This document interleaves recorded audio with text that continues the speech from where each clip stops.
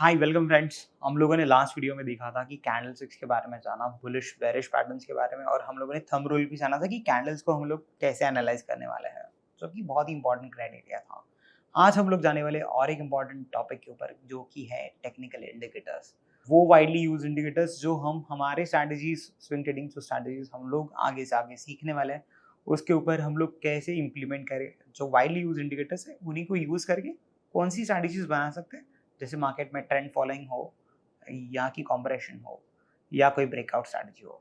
यही इंडिकेटर्स हम लोग यूज करने वाले हैं। तो आज मैं सारे वाइडली यूज इंडिकेटर्स के ऊपर बताने वाला हूँ, प्लस आपको बताने वाला हूँ इनको चार्ट्स पे कैसे अप्लाई करते हैं।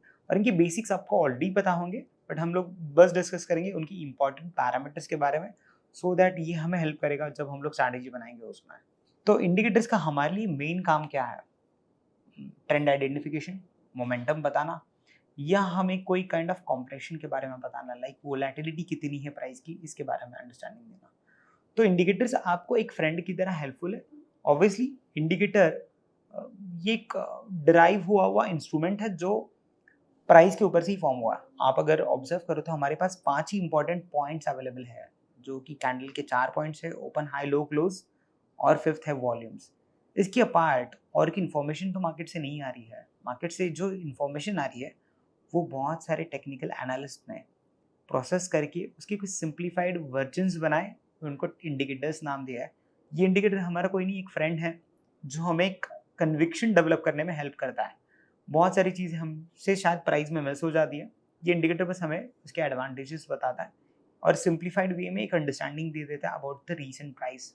तो इंडिकेटर्स हमेशा आपने कॉम्बिनेशन में यूज़ करने चाहिए। शायद आप एक इंडिकेटर और 2 इंडिकेटर्स एक जैसे ना यूज़ करो, अलग अलग इंडिकेटर्स को ऑब्जर्व करो। हर एक इंडिकेटर का एक अपना पर्पस है, अपने हिसाब से उसको डेवलप किया गया है। क्या उसके इंग्रेडिएंट्स हैं, क्या उसके फॉर्मूला में ऐसी चीज़ें हैं जो आपने कंसिडर करनी चाहिए, सो दैट आपको पता चले कि ये इंडिकेटर आपके लिए क्यों इंपॉर्टेंट है। तो चार्ट पे बहुत ज़्यादा इंडिकेटर्स भी मत रखना, क्योंकि ऐसा ना हो जाए बहुत आपका चार्ट ओवरलोडेड हो जाए। हम लोग क्या कर सकते हैं, अगर मान के चलो हम लोग यहाँ पे 4-5 इंडिकेटर्स के बारे में बात करें, तो आप 2-3 इंडिकेटर का एक लेआउट बना लीजिए और दूसरे 2-3 इंडिकेटर्स का अलग लेआउट बना लीजिए, सो दैट हमारा चार्ट ज़्यादा क्लस्टर्ड नहीं दिखता है, थोड़ा ईजी दिखेगा एनालाइज करने के लिए। आप अकॉर्डिंगली आपकी एडजस्ट कर सकते हो settings, so that chart settings की मैं बात कर रहा हूँ, इंडिकेटर सेटिंग्स को मत हाथ लगाइए अनटिल एंड अनलेस आप बहुत यूज तो नहीं हो जाते हो इंडिकेटर्स के साथ। तो आइए हम लोग स्टार्ट करते हैं इंडिकेटर्स के बारे में जानना। तो सबसे फर्स्ट इंडिकेटर जो हम लोग सीखने वाले हैं, वो जो बेसिक इंडिकेटर है जो सब बहुत यूज करते हैं, वो है मूविंग एवरेजेस। मूविंग एवरेज मतलब क्या? मैं बस एवरेज निकाल रहा हूँ लास्ट कुछ कैंडल्स का। अभी ये कैंडल हो सकती है एक दिन की हो, 1 घंटे की हो, 15 मिनट की हो, 1 हफ्ते की हो, but widely moving averages 1 day पे यूज किया जा रहा है। जैसे कि उसमें भी सबसे ज्यादा इंपॉर्टेंट मूविंग एवरेज कौन सा यूज हो रहा है? 50 डेज और 200 डेज। बहुत लोग 10-20 भी यूज कर रहे हैं, या उसके अलावा उसमें ट्वीक करके 9 या 21 भी यूज कर रहे हैं। बट हम लोग हमारे आइडेंटिफिकेशन के लिए और हमारे सिंप्लीफिकेशन के लिए जो स्विंग स्ट्रैटेजीज हम लोग बनाने वाले हैं, उसके लिए हम लोग ये 2 मूविंग एवरेज यूज करने वाले हैं, वो है 20 और 200। क्योंकि हमारा विजन एक सेफ और बेटर स्ट्रैटेजी बनाना है, जहाँ पे आप सबको वो स्ट्रैटेजी शायद यूज करते आए। इस हिसाब से हम लोग बना रहे हैं, जितना आप मूविंग एवरेजेस को क्लोज लेके आओगे, शायद आपको उतने नंबर ऑफ एंट्रीज और एग्जिट ज्यादा मिलेंगे। बट मैं आपको सजेस्ट कर सकता हूँ 50 और 200 को यूज कीजिए इनिशियल डेज में आपके, और फिर आप जितना कंफर्टेबल हो जाते हो तो may be then you can tweak around कि कौन सा मूविंग एवरेज आपके लिए बेस्ट फिट है। But most of the time widely use by all traders 50 और 200 है।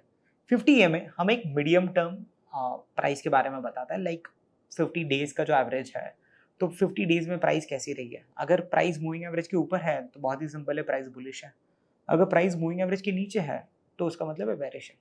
200 डेज लगभग 1 ईयर मूविंग एवरेज है। एक साल में लगभग 250 ट्रेडिंग सेशंस होते हैं। तो अगर मैं 200 डेज का अगर एवरेज निकाल रहा हूँ, तो दैट मीन्स मैं लगभग पिछले एक साल का एवरेज देख रहा हूँ प्राइस का। अगर प्राइस उसके ऊपर है तो मेरे लिए primary trend of the market, मतलब लॉन्गर टर्म के हिसाब से बुलिश है। अगर प्राइस 200 डेज के नीचे है तो primary trend of the market bearish है। तो मेरे लिए 200 डेज एक बिगर टोन सेट करता है, और शायद मैं 50 के थ्रू शॉर्ट टर्म टोन का एनालिसिस करता हूँ कि मार्केट शॉर्ट टर्म में कैसा होगा। तो आइए देखते हैं हम लोग चार्ट्स पे कि 50 और 200 को आपने कैसे अप्लाई करना चाहिए। तो जैसे कि हम लोगों ने यहाँ पे धन का ट्रेडिंग व्यू चार्ट यूज़ करें, क्योंकि हमें ज़्यादा नंबर ऑफ इंडिकेटर्स लगाते आए, इसलिए हम लोग ब्रोकर टर्मिनल से कर रहे हैं। अदरवाइज नहीं तो ट्रेडिंग प्लेटफॉर्म के थ्रू अगर जाते तो हम लोग शायद एक ही इंडिकेटर लगा पाएंगे। तो आपने जैसे देखा ये डेली चार्ट है, फिलहाल ये निफ्टी का चार्ट है। अगर मैं यहाँ पे इंडिकेटर्स में जाता हूँ और एक्सपोनेंशियल चार्ट करता हूँ, क्योंकि मुझे एक्सपोनेंशियल मूविंग एवरेज देखना है, आप सिंपल भी देख सकते हो। एक्सपोनेंशियल और सिंपल में इतना ही डिफरेंस है कि एक्सपोनेंशियल रीसेंट प्राइस पॉइंट्स को ज़्यादा इंपॉर्टेंस देता है, इसीलिए थोड़ा फास्ट मूविंग है। तो मैंने यहाँ पे इंडिकेटर्स पे क्लिक करके मैंने एक्सपोनेंशियल मूविंग एवरेज प्लॉट किया है। By default trading view 9 EMA plot करता है, मैं बस सेटिंग्स में जाके इसको 50 EMA कर लूँगा। तो मैं 50 करता हूँ, और अभी सिंप्लिसिटी के लिए हम लोग 50 को एक रेड कलर असाइन कर देते हैं with the second level of thickness, और मैं ओके कर रहा हूँ। अगर हम लोग वैसे देखें तो फिलहाल के लिए 50 डेज के हम लोग नीचे प्राइस है, तो that means the prices are in the bearish zone as of now. तो देखेंगे प्राइजेस कैसे बिहेव करती, बट आपको मूविंग एवरेजेस के साथ साथ, जैसे प्राइमरली अभी हम लोगों ने चार्ट पे अप्लाई किया है, वहाँ पे दिख भी रहा है कि मूविंग एवरेज के ऊपर या नीचे होने से तो एक हमें एनालिसिस तो मिलता है, but slope of moving average भी हमें कुछ बताता है। अगर मूविंग एवरेज का स्लोप डाउनवर्ड्स है तो दैट मीन्स प्राइजेस नेगेटिव तो ऑलरेडी चल रही है, जो स्ट्रक्चर से आपको समझ रहा है, और ये मूविंग एवरेज उसको शायद एक रेजिस्टेंस जैसे भी काम करेगा। तो जैसे ये टाइम पे हुआ था, प्राइसेस पुल हुई, रेजिस्टेंसेस के पास आई, मूविंग एवरेज के ऊपर एक दिन तो क्लोज हुआ, बट वापस वहां से रिवर्स हो गई। तो आपको सिर्फ क्लोजिंग इंपॉर्टेंट नहीं है, शायद आप क्लोज होने के बाद आप आपका कोई सेटअप में देखते हो बाकी पॉइंट्स मैच हुए या नहीं, तब आप ट्रेड लेते हो, बट आप अकॉर्डिंगली देख सकते हो। तो एक मूविंग एवरेज को उसी के साथ यूज करो, बस वहाँ से एक इन्फॉर्मेशन लो और फिर आपके नेक्स्ट स्टेप ऑफ इंडिकेटर पे चले जाना, जो आपको अगला आपका स्टेप बताए आपके ट्रेडिंग प्लान में। फिलहाल हम लोग बस अंडरस्टैंडिंग ले रहे हैं मूविंग एवरेज से, इसमें कोई ट्रेड प्लान अभी तक नहीं बना रहे हैं। सिमिलर वे में आप यहाँ पे अगर क्लिक करते हो, और मैं और एक अगर मूविंग एवरेज ऐड करना चाहता हूँ जो 200 डेज है, मैं और एक बार क्लिक करता हूँ, बाय डिफॉल्ट 9 लोड होने वाला है। हम लोग एडिट करके इसको ब्लू ही कलर रखते हैं 200 के लिए, और 200 डेज यहाँ पे सेटिंग्स में चेंज करके लेंथ प्लॉट करते हैं। तो अभी हमें वैसे तो दिख रहा है कि 200 के नीचे भी है प्राइस, तो प्रोबेबली हम लोग दोनों हिसाब से एक ट्रेंड एनालिसिस तो भी कर सकते हैं, क्योंकि मूविंग एवरेज हमें प्राइमरी ट्रेंड के बारे में बताता है। तो 200 वाला तो हमें बड़ा ट्रेंड बता रहा है जो बेरिश है, क्योंकि उसी के नीचे प्राइस है। मीडियम टर्म रेंज हमें या ट्रेंड हमें बताता है 50 डेज, तो 50 डेज की भी हम लोग फिलहाल नीचे हैं। दैट मीन्स दोनों मूविंग एवरेजेस के हिसाब से एटलीस्ट एज ऑफ नाउ जो इंस्ट्रूमेंट हम लोग ऑब्जर्व कर रहे हैं वो फिलहाल बेरिश ट्रेंड में है। Let's move to the next indicator. Apart from moving averages, दूसरे दो widely used indicators, वापस क्रोनोलॉजिकली अगर मैं बात करूं तो RSI, Relative Strength Index, बहुत widely used है, बहुत widely used है। लोगों को RSI पता है क्या है, 14 पीरियड का डेटा ये लेता है, और आपको 0 से लेकर 100 के बीच में एक रेंज बाउंड इंडिकेटर है, आपको वैल्यूज प्रोवाइड करता है। जो वैल्यूज में लोगों ने काफ़ी बार, आप लोगों को तो ऑलरेडी पता होगा क्या, शायद 60 के ऊपर ये अच्छा मोमेंटम लेता है अपसाइड पे, और 40 के नीचे डाउन साइड पे मोमेंटम लेता है।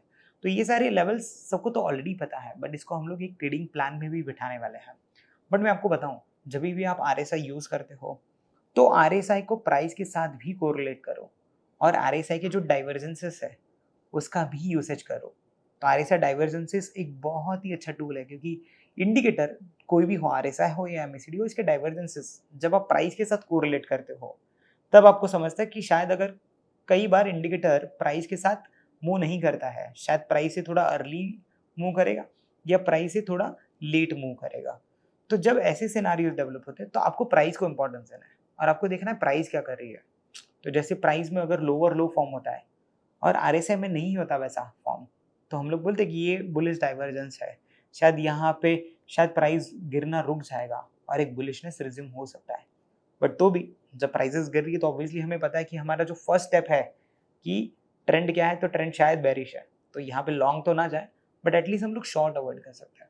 तो जब भी मार्केट डाइवर्जेंसेस क्रिएट करता है तो हम लोग अलग अलग हमारी स्ट्रैटेजीज में उसको अलग वे से यूज कर सकते हैं। शायद लोअर टाइम फ्रेम पे जाके हम हमारे एंट्रीज को हम लोग टाइम कर सकते हैं। तो इसीलिए RSI को अकॉर्डिंगली यूज कीजिए। जो उसके दो लेवल्स है, जो जे व्हील्स वाइल्डर, इन्होंने जब RSI बताया था लोगों को, तो तब उन्होंने 70 और 30 ईयर लेवल्स दिए थे कि अगर 70 के ऊपर स्टॉक है तो वो ओवरबॉट है, और 30 के अगर नीचे है तो वो ओवरसोल्ड है। बट मैं आपको एक मेरी तरफ से इनपुट देना चाहूँगा, अगर आप 70 ब्रेकआउट देखते हो RSI में, तो वहाँ पे एक स्ट्रॉन्ग मोमेंटम है, शायद प्राइसेस कंटिन्यू करे और वहाँ से और ऊपर बढ़े। और अगर प्राइसेस या RSI 30 ब्रेक कर रहा है, उस टाइम पे आप रिवर्सल्स को ना देके शायद बेरिश मोमेंटम बहुत स्ट्रॉन्ग है और प्राइसेस और वहाँ से गिर सकती है। तो 70 और 30 को थोड़ा और अलग तरीके से यूज़ कीजिए, पर अगर आप इसको वीकली में यूज़ कर रहे हो तो प्रोबेबली आपको एक अच्छे अप मूव या डाउन मूव कैप्चर करने के लिए RSI हेल्प कर सकता है। तो RSI को मैं बताऊंगा कि एक मोमेंटम इंडिकेटर करके यूज़ कीजिए। 60 ब्रेकआउट या 55 लेवल और 45 लेवल हम लोग इसको यूज़ करने वाले हैं आने वाले वीडियोज़ में, जब हम लोग स्ट्रैटेजीज पे बात करेंगे। But RSI is a very good indicator. हम लोगों के ट्रेडिंग प्लान में, हम लोगों की ट्रेडिंग स्ट्रैटेजी में अगर ये है तो हमें एक अच्छा कन्विक्शन ये दे सकता है from the angle of momentum. दूसरा इंडिकेटर जो ऑल्सो बहुत वाइडली यूज है, MACD, moving average convergence and divergence. तो MACD ये दो मूविंग एवरेजेस से बना है, लाइक 12 एंड 26। फिर ये 12 एंड 26 का जो डिफरेंस है, जो दो मूविंग एवरेजेस अगर आपने प्राइस पे प्लॉट किए, तो जब 12 और 26 इन टैंडम मूव करते हैं तो उनमें गैप क्रिएट होता है दो मूविंग एवरेज में। ऑब्वियसली एक शॉर्ट मूविंग एवरेज है और एक उससे थोड़ा बड़ा मूविंग एवरेज है, लॉन्ग मूविंग एवरेज। जब shorter moving average longer moving average से ऊपर भागता है तो ऑब्वियसली उसमें गैप क्रिएट होता है। वो गैप जो कन्वर्जेंस और डाइवर्जेंस क्रिएट करती है, उसको प्लॉट करके एक इंडिकेटर बनाया। प्लस जब मैं MACD लाइन, ये जो दो मूविंग एवरेजेस का डिफरेंस बन के MACD लाइन आती है, इसका खुद का एक एवरेज निकालता हूँ 9 पीरियड, तो वो मेरा हो गया सिग्नल लाइन। इसी से बना है MACD इंडिकेटर। MACD इंडिकेटर कुछ नहीं, दो लाइंस के क्रॉस ओवर आपको दिखते हैं, बुलिश और बेरिश।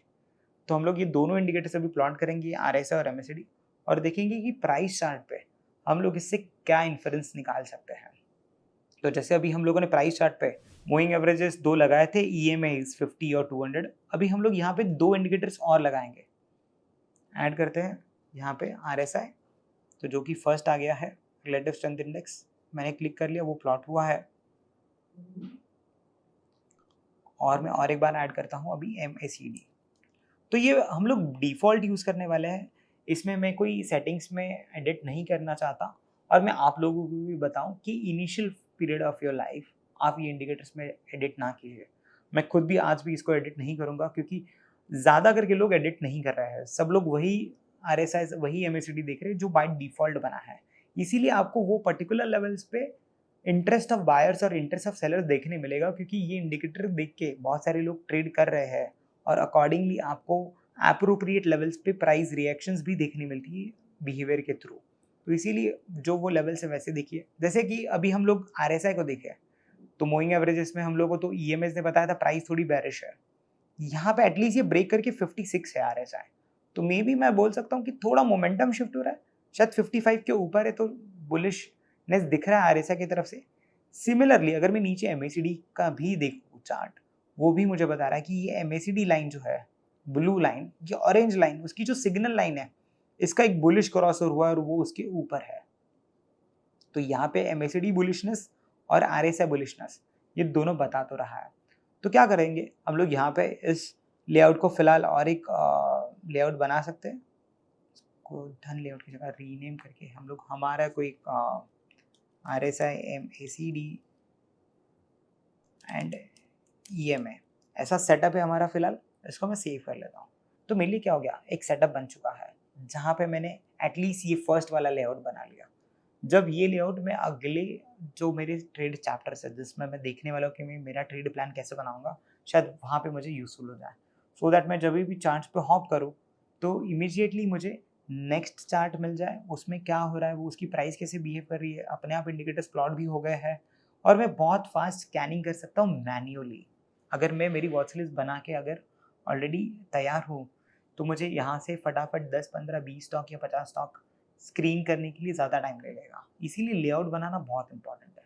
अपार्ट फ्रॉम दिस हम लोगों ने जो अभी तक हम लोगों ने RSI, MACD और EMS ये तीन इंडिकेटर्स के बारे में बात किया।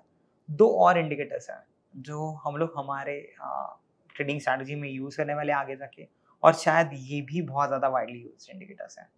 एक है बॉलिंजर बैंड।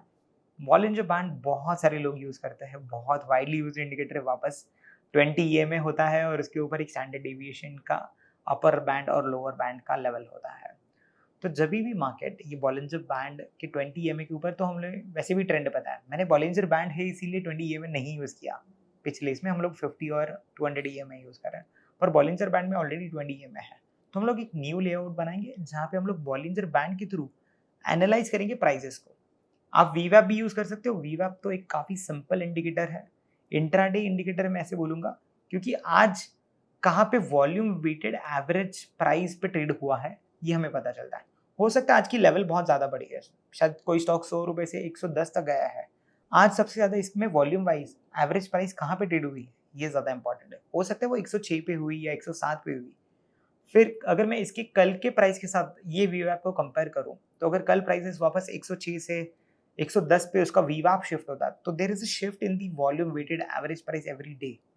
आप वीवैप के आसपास बाइंग करें, मतलब वीवैप को हम लोग कोई इंट्राडे हम लोग ट्रेड नहीं ले रहे हैं, बट मैं आपको इसलिए बताना चाह रहा था ये इंडिकेटर कि जो भी हम लोग ट्रेड प्लान बना रहे हैं और जब भी आप एंट्री प्लान करो आपकी, आप अगर वीवैप के अराउंड एंट्रीज प्लान करो तो आपके रिस्क रिवॉर्ड और थोड़े फेवरेबल हो जाएंगे आपके ट्रेड प्लान में। तो मैं आपको बता सकता हूँ कि इसको कैसे अप्लाई करना है, और जब ब्रेकआउट आएगा हम लोग ब्रेकआउट्स में ये लोगों को कैसे यूज़ करेंगे, ये हमारे इंडिकेटर्स कैसे हमें हेल्प करने वाले हैं। तो ये हमारे लिए हमारे सारे फ्रेंड्स हो गए, अभी जो भी इंडिकेटर्स हम लोग चार्ट पे प्लॉट कर रहे हैं, ये हमें बस हमारे ट्रेड प्लान्स में हेल्प करने वाले हैं। तो मैं अभी यहाँ पे एक न्यू लेआउट ले लेता हूँ, इसका मैं कॉपी बना लेता हूँ और इसको डिलीट कर देंगे। अभी हम लोग रखते हैं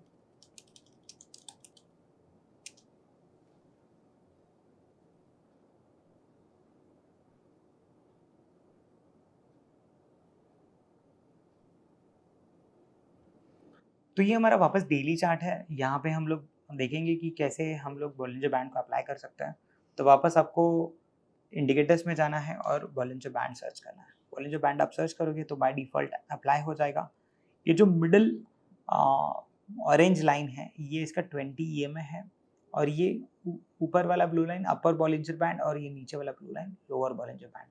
आप इसमें वीवैप प्लॉट करके इंट्राडे लेवल्स देख सकते हो कि कहाँ पे आज वॉल्यूम वेटेड एवरेज बना है।